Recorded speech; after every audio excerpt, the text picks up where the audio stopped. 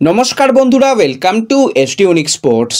বন্ধুরা, এই ভিডিওতে আমরা কথা বলবো কিছু ফুটবল আপডেট নিয়ে, আইএসএল নিয়ে কিন্তু বেশ কিছু আপডেট শেয়ার করার সাথে সাথে ট্রান্সফার নিউজ রয়েছে, ইস্ট বেঙ্গলকে নিয়ে বেরিয়ে আসা বেশ কিছু পজিটিভ আপডেট, সেগুলো তোমাদের সঙ্গে শেয়ার করে নেব এই ভিডিওতে। তাই ভিডিও শুরু করার আগে একটাই রিকোয়েস্ট, চ্যানেলে যারা প্রথমবারের জন্য এসেছো মনে করে চ্যানেলটাকে সাবস্ক্রাইব করে নিও, তাহলে তোমাদের প্রিয় দলের খেলার সমস্ত আপডেট তোমরা এখানে পেয়ে যাবে। তো চলো আর দেরি না করে ভিডিও শুরু করা যাক।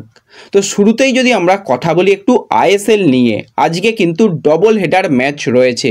প্রথম ম্যাচ মুম্বাই, তারা ঘরের মাঠে খেলবে মোহনবাগান সুপার জায়েন্টের সঙ্গে, এবং এই ম্যাচটা মানে কিন্তু একটা আলাদাই লেভেলের ম্যাচ হয়, কারণ আইএসএলের ইতিহাসে মুম্বাই কিন্তু বেশিরভাগ সময়ই মোহনবাগানের উপর যথেষ্ট চাপ রেখেছে, পুরো ডমিনেট করেছে। এবং লাস্ট ইয়ার যেরকম খেলা হয়েছিল, লাল কার্ড আর হলুদ কার্ডের কিন্তু খেলাই বেশি হয়েছিল, সেখানে টোটাল মনে হয় 11টা থেকে 12টা কার্ড দেখানো হয়েছিল, 4টে রেড কার্ড ছিল, বাদবাকি ইয়েলো কার্ড ছিল, এবং এটা অন্যরকম ম্যাচ হয়েছিল। রাহুল কুমার গুপ্তা তো সবসময় কার্ড দেখাতেই ব্যস্ত ছিল। তো ভালো মনে আছে যে স্টুয়ার্ট তাকে রেড কার্ড দেখানোর পর সে বেশ একটা অন্যরকম ইশারা করে দেখায় যে ভাই টাকা খেয়েছো নাকি, এরকম একটা। তারপরে লিস্টনের রেড কার্ড ছিল, এর অনেক অনেক ঘটনা ছিল। তো সেই ম্যাচটা কিন্তু বারবারই মনে পড়ছে। আর আজকেও ঘরের মাঠে মুম্বাই খেলবে, এবং মুম্বাই তারা অফিসিয়ালি এখনও পর্যন্ত কোয়ালিফিকেশানের রাস্তায় আসেনি, কিন্তু তাদের কোয়ালিফাই হয়ে যাওয়ার সম্ভাবনা অনেক অনেক অংশ রয়েছে। এবং আজকে মোহনবাগানও চাইবে যত বেশি পয়েন্ট পাওয়া যায় তত বেশি পয়েন্ট নিয়ে নাও, কারণ এই সুযোগ বারবার আসে না। দুটো ম্যাচ পড়ে রয়েছে, দুটো ম্যাচে যত বেশি পয়েন্ট আসবে ততই কিন্তু ভালো। এবং আইএসএলের যেটা রেকর্ড বলছে যে মুম্বাই কিন্তু সবসময় চাপে রাখে মোহনবাগানকে, তো মলিনা কিন্তু অবশ্যই চাইবে যে মুম্বাইকে হারাতে, তো সেরকমভাবেই তারা চেষ্টা করবে। আজকে সাহাল গুরুত্বপূর্ণ প্লেয়ার, আজকের ম্যাচেও অ্যাভেলেবেল নেই, কার্ড সমস্যায় কামিংস সে থাকতে পারছে না, বাদবাকি যেরকম দল রয়েছে সেই রকমই নামবে। এবার আজকে কিছু হয়তো পরিবর্তন মলিনা করতে পারে, অন্যান্য প্লেয়ারদেরও একটু চান্স দেওয়া যেতে পারে। গোলকিপারে আজকে ধীরাজকে দেখতে পেলেও আমরা অবাক হব না, যদি এগুলো করে তো ভালোই হবে। আর অপরদিকে মুম্বাইয়ের হয়ে গুরুত্বপূর্ণ এই ম্যাচে মেহতাব সিং সে সাসপেন্ড রয়েছে, আইএসএলের তরফ থেকে জানানো হয়েছে সে খেলতে পারবে না। বাদবাকি মুম্বাইয়ের টিমেও বেশ কিছু পরিবর্তন হবে না। এবার আজকে কিন্তু যেটা মেন ব্যাপার সেটা হচ্ছে মোহনবাগানের খেলার দিকে তাকিয়ে থাকবে প্রত্যেকটা লাল হলুদ সমর্থক। তারা কিন্তু চাইবে যাতে অন্তত মোহনবাগান ম্যাচটা আজকে জিতে নিক, তারপর যা হবে হবে। আজকে যদি মোহনবাগান ম্যাচটা জেতে বা যদি ড্রও রাখতে পারে তাহলেও কিন্তু অনেকটা ভালো হবে। এবার মুম্বাই তাদের কোয়ালিফিকেশান ড্র হলেই হয়তো হয়ে যাবে, কিন্তু আজকে যদি মুম্বাইকে হারিয়ে দেয় মোহনবাগান, সেটা কিন্তু ইস্টবেঙ্গলের জন্য অনেকটা ভালো হবে। তো অবশ্যই একটা হাই ভোল্টেজ ম্যাচ, মোহনবাগান সমর্থকরা তো চাইবেই ম্যাচটা জিততে, পয়েন্ট আরও বাড়িয়ে নিতে, মুম্বাইয়ের যেটা ডমিনেশন রয়েছে সেই ডমিনেশনটা ভাঙতে, অনেক কিছুই চাইবে।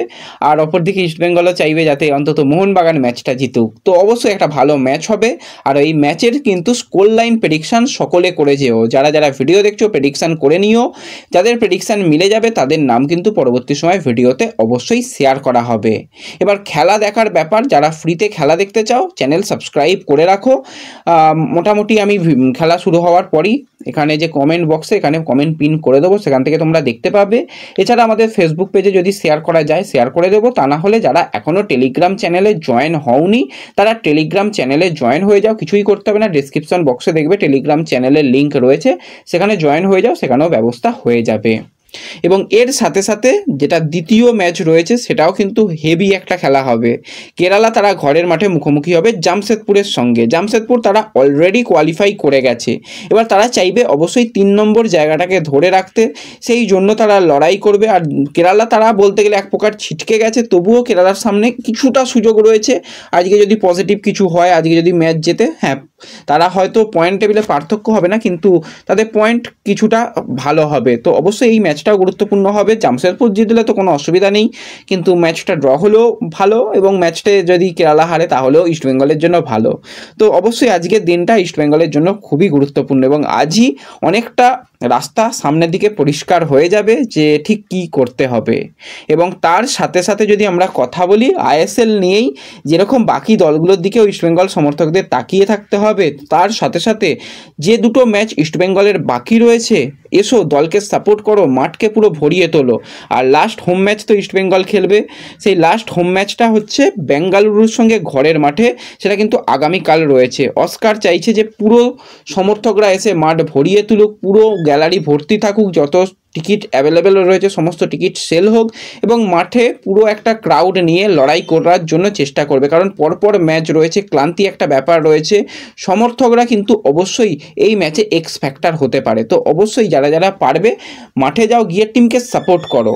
এবং এর সাথে সাথে যদি আমরা ইস্টবেঙ্গলকে নিয়েই কথা বলি, তো ইস্টবেঙ্গলের ক্যাপ্টেন ক্লিটন সিলভাকে নিয়ে কিছুটা হলেও স্বস্তির খবর বেরিয়ে আসছে। ক্লিটন কিন্তু এবার আস্তে আস্তে রিহ্যাব যেরকম শুরু করে দিয়েছে, সিচুয়েশান প্র্যাকটিসও কিন্তু কালকে মোটামুটি করেছে, তাকে নিয়েই পরিকল্পনা থাকছে। হয়তো বেঙ্গালুরুর ম্যাচে সে বেঞ্চ থেকেই থাকবে, প্রথম থেকে শুরু করবে না।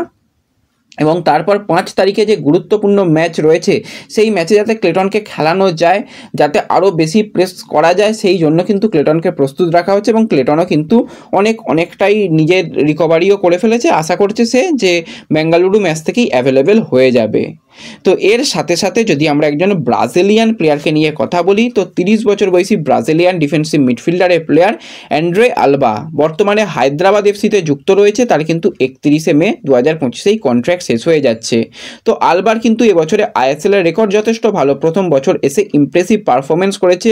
নিজের ডিফেন্সিভ মিডফিল্ডার হলেও 18 ম্যাচে 3টে গোল, 1টা অ্যাসিস্ট রয়েছে, চান্স ক্রিয়েট করেছে, মাঝমাঠ ডমিনেট করেছে এবং প্রথম দিকে একটু সময় লাগলেও দিনে দিনে কিন্তু মানিয়ে নিয়েছে নিজেকে। এবং উচ্চতা যথেষ্ট ভালো, বডি স্ট্রাকচার ভালো এবং ডুয়েল উইন বলো বা মিডফিল্ড কন্ট্রোল বলো, তার কোয়ালিটি কিন্তু খুবই ভালো।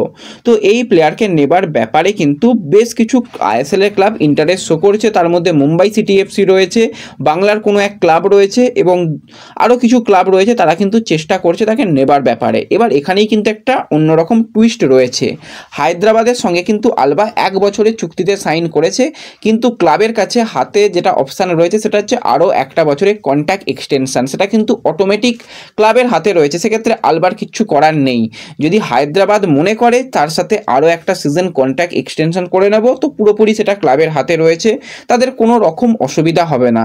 তো হায়দ্রাবাদ ম্যানেজমেন্ট কিন্তু তার কন্ট্যাক্ট এক্সটেনশনের যে ট্রিগার সেটা কিন্তু অন করতে চাইছে এবং তার সাথে আরও একটা বছরের অটোমেটিক কন্ট্রাক্ট করে নিতে চাইছে। এবং এখানে কিন্তু হায়দ্রাবাদ একটা মাস্টার প্ল্যান কাজে লাগাচ্ছে, কারণ ফ্রি প্লেয়ার হয়ে গেলে তাকে ছেড়ে দিতে হবে এবং ফ্রি প্লেয়ারকে ছেড়ে দিতে গেলে কোনো রকম ট্রান্সফার ফি বা কিছুই পাবে না। তো সেই জায়গাতে হায়দ্রাবাদ একটা স্মার্ট আইডিয়া কাজে লাগাচ্ছে যে তার সাথে কন্ট্রাক্ট এক্সটেনশন করে নিয়ে তাকে কিন্তু লোন ডিলে ছেড়ে দেওয়া। তার ফলে কিন্তু কিছুটা হলেও, লোন ডিলে নয় পার্মানেন্ট ডিলেই, কিন্তু ট্রান্সফার ফি নিয়ে বা লোন ডিলে হলেও লোন মুভের কিছু একটা টাকা তো সে পাবেই, মানে হায়দ্রাবাদ পাবে, সেইভাবে কিন্তু একটা তাকে ছাড়ার পরিকল্পনা করেছে। তো এটা কিন্তু একটা ভালো বিজনেস আইডিয়া। আর যাই হোক, আলবা ভালো করেছে, তাকে যদি অন্য কোনো ক্লাব বড় অফার দেয়, সেই অফার যদি ক্লাব রিচ করে, তো সেটা কিন্তু হায়দ্রাবাদের জন্যও ভালো হবে এবং আলবার জন্যও ভালো হবে।